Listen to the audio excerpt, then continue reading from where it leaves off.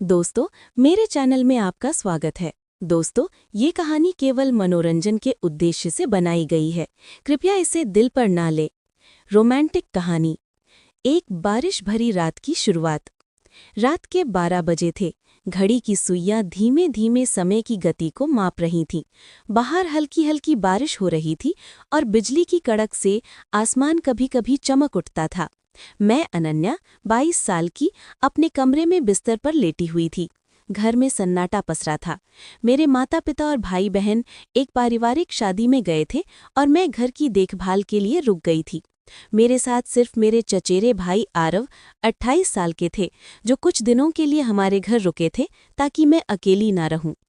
बिजली की कड़क से मेरे दिल में डर सा समा गया। मैंने कंबल को और कसकर पकड़ लिया, लेकिन नींद कोसों दूर थी। तभी एक जोरदार बिजली कड़की। डर के मारे मैंने आवाज दी, आरव भैया, मुझे बहुत डर लग रहा है। कुछ ही पलों में आरव मेरे कमरे में आए। उनकी आंखों में नींद थी, लेकिन चेहरे पर हल्की मुस्कान थी। अनन्या, डरने की क्या बात है, मैं हूं ना, उन्होंने नर्म स्वर में कहा। मैंने बिस्तर पर थोड़ा खिसककर जगह बनाई और कहा, भैया यहाँ लेट जाइए, मुझे सचमुच डर लग रहा है। आरव हल्का सा मुस्कुराए और मेरे पास लेट गए। उनकी मौजूदगी से मेरा डर कुछ कम हुआ। बारिश की बूंदों की आवाज़ और उनकी सांसों की हल्की गति से कमरे में एक अजीब सा सुकून छा गया। अचानक एक और तेज बिजली कड़की।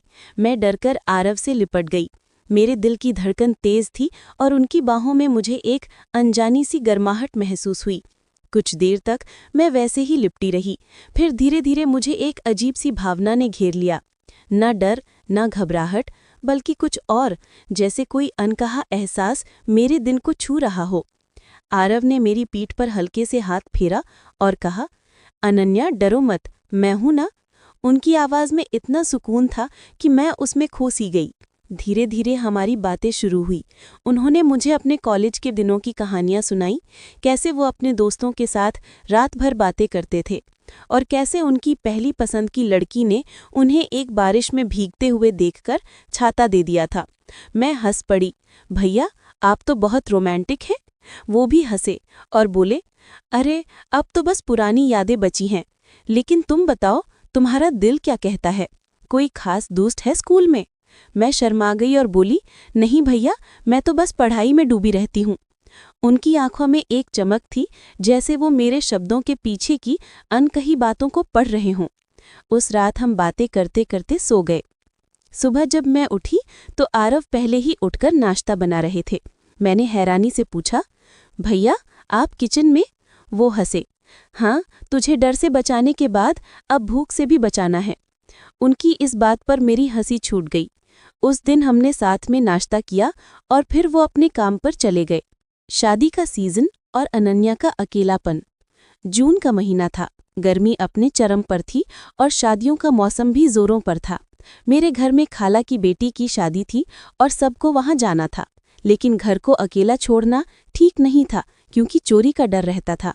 सबने मिलकर फैसला किया कि मैं घर पर रुकूंगी। मुझे शादी में जाने की बहुत इच्छा थी, लेकिन घर की जिम्मेदारी के आगे मैंने हामी भर दी।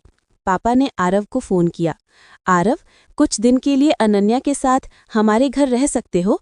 वो अकेली है और हमें उसकी चिंता है। आरव तुरंत तैयार हो गए। अंकल, चिंता ना करें, मैं रात को घर आ जाऊंगा और अनन्या की देखभाल करूंगा। आरव की शादी 2 साल पहले हो चुकी थी, लेकिन उनकी पत्नी अपने मायके गई थी, इसलिए वो अकेले थे। शाम को जब सब शादी के लिए निकल गए, मैं घर में अकेली थी। तभी आरव का फ़ोन आया, अनन्या, खाने में क्या खाएगी? मैंने हंसते हुए कहा, भैया कुछ तीखा और स्वादिष्ट, जैसे पनीर टिक्का। वो बोले, ठीक है, मैं ले आता हूँ। जब वो आए तो उनके साथ पनीर टिक्का और ढेर सारी मिठाइयाँ भी थी। मैंने रोटी और चावल पहले ही बना लिया था। हमने साथ बैठकर खाना खाया। आरव ने मुझसे कहा, अनन्या, तुम अब पहले से भी ज़्यादा खूबसूरत हो गई हो।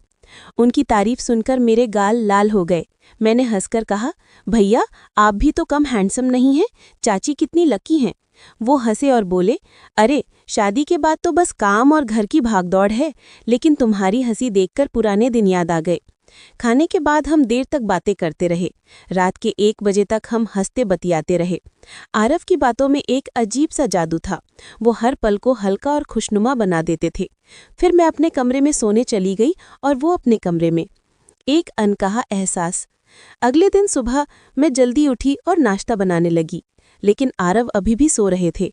मैंने उन्हें आवाज़ दी, भैया उठिए, आपको लेट हो जाएगा। जब वो नहीं उठे तो मैं उनके कमरे में गई। उनकी नींद में एक मासूमियत थी जो मुझे देखते ही रहने को मजबूर कर रही थी। मैंने हल्के से उनकी चादर खींची और वो एकदम से उठ बैठे। अरे अनन्या, इतनी सुबह? मैं हंस पड़ी और बोली, भैया नाश्ता तैयार है, जल्दी नहा लीजिए। उस दिन घर में अकेलेपन का एहसास हुआ। मैंने पेंटिंग की, फिर फ़ोन चलाया और कब सो गई पता ही नहीं चला। जब उठी तो देखा कि आरव के आने का समय हो गया था। मैंने जल्दी से नहाया और अपनी पसंदीदा नीली ड्रेस पहनी। ये ड्रेस मेरे शरीर पर पूरी तरह फिट होती थी और मुझे बहुत पसंद थी। जैसे ही मैं कमरे से बाहर आई, आरव की नज़र मुझ पर ठहर गई। वाह अनन्या, ये ड्रेस तो तुम पर कमाल लग रही है, उन्होंने कहा।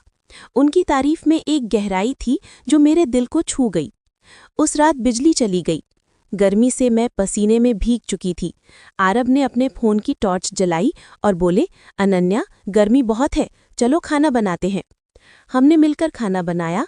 किचन में काम करते हुए उनकी नज़रें बार बार मुझ पर रुक रही थीं। मुझे उनकी नज़रों में एक अनकहा सा आकर्षण दिख रहा था, लेकिन मैंने खुद को संभाला। वो मेरे चचेरे भाई थे और मैं नहीं चाहती थी कि मेरे मन की उलझनें गलत दिशा में जाएं। खाना बनने के बाद मैंने फिर से नहाया और एक हल्की नाइटी पहनी। जब मैं छत पर गई जहां हमने सोने का फैसला किया था, तो आरव मुझे देखकर चुप हो गए। अनन्या, तुम सचमुच बहुत खूबसूरत हो, उन्होंने धीमे स्वर में कहा। मैं शर्मा गई और बोली, भैया आप भी तो कम नहीं हैं। एक नई शुरुआत। उस रात छत पर लेटे हुए हमने ढेर सारी बातें की। आरव ने मुझसे पूछा, अनन्या तुम्हारा सपना क्या है, तुम जिंदगी में क्या चाहती हो? मैंने कहा, भैया मैं चाहती हूँ कि मेरी जिंदगी में प्यार हो, सुकून हो, कोई ऐसा जो मुझे समझे, मेरे सपनों को सपोर्ट करे। वो मुस्कुराए और बोले, तुम्हें ऐसा इंसान ज़रूर मिलेगा, तुम्हारा दिल बहुत खूबसूरत है। उनकी बातों ने मेरे दिल को छू लिया। उस रात हमारी बातों में एक गहरी दोस्ती और विश्वास का रिश्ता बन गया। मैंने महसूस किया कि आरव सिर्फ मेरे भाई नहीं, बल्कि एक ऐसे दोस्त थे जो मेरे हर डर, हर सपने को समझते थे। कुछ दिन बाद जब मम्मी पापा लौटे तो मैंने अपनी ज़िंदगी के बारे में गंभीरता से सोचना शुरू किया। मैंने फैसला किया कि मुझे अपने सपनों को पूरा करना है। मैंने कॉलेज में दाखिला लिया और अपनी पढ़ाई पर ध्यान दिया। आरव मेरे लिए हमेशा एक प्रेरणा बने रहे। वो अक्सर मुझे फ़ोन करके मेरी पढ़ाई और सपनों के बारे में पूछते। उनकी बातें मुझे हमेशा हिम्मत देती थी। समय बीता और एक दिन मम्मी ने मुझसे शादी की बात की। मैंने उनसे कहा, मम्मी मैं अभी अपने करियर पर ध्यान देना चाहती हूँ, लेकिन जब भी शादी करूँगी वो किसी ऐसे इंसान से होगी जो मेरे सपनों को समझे। मम्मी मुस्कुराईं और बोली, बेटी तुम्हें ऐसा इंसान ज़रूर मिलेगा। आज मैं अपनी ज़िंदगी में खुश हूँ। मैंने अपने सपनों को सच करने की राह चुनी और आरव, वो मेरे लिए हमेशा एक खास इंसान रहेंगे, न सिर्फ मेरे भाई बल्कि एक ऐसे दोस्त के रूप में जिन्होंने मुझे मेरे डर से निकलकर अपने सपनों की ओर बढ़ना सिखाया। दोस्तों, मैं अपनी कहानी को यही समाप्त करता हूँ। अगर आपको ये कहानी पसंद आई हो तो कृपया इस वीडियो को लाइक करें और चैनल को सब्सक्राइब करना ना भूलें।